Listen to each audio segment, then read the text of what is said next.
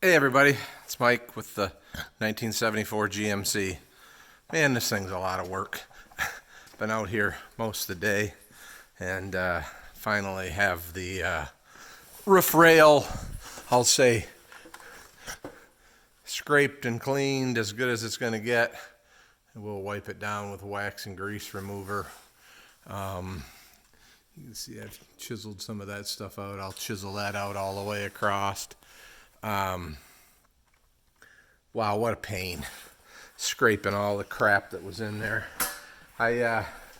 These little guys here, if anybody has some of these, I wouldn't mind buying. I know I need at least one for the other side. I think these two are in pretty good shape on this side, but I know the rear one on the passenger side is kind of all busted up, mainly because of how the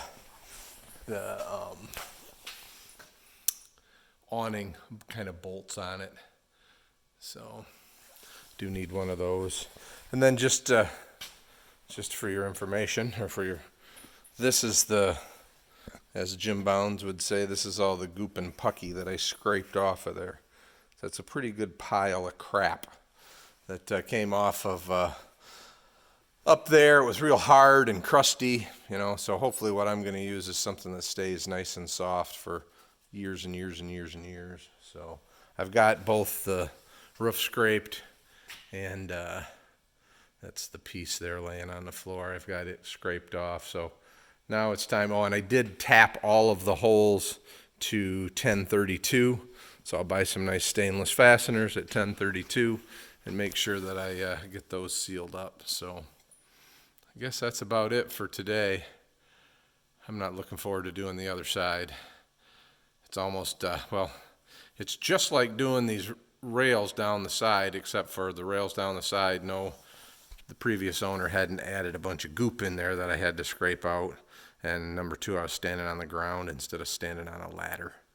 But it was just basically a lot of hand scraping with putty knife, different size screwdrivers, and cleaning out all the gook. There was a fair amount of, there's some places where the roof is kind of separated a little bit from the aluminum extrusion, and they squeezed some silicone up in there, which I kind of scraped out. I want to get something better up in there than silicone, because silicone, as much as I kind of like that stuff, it dries out, or it doesn't really do a good job long term.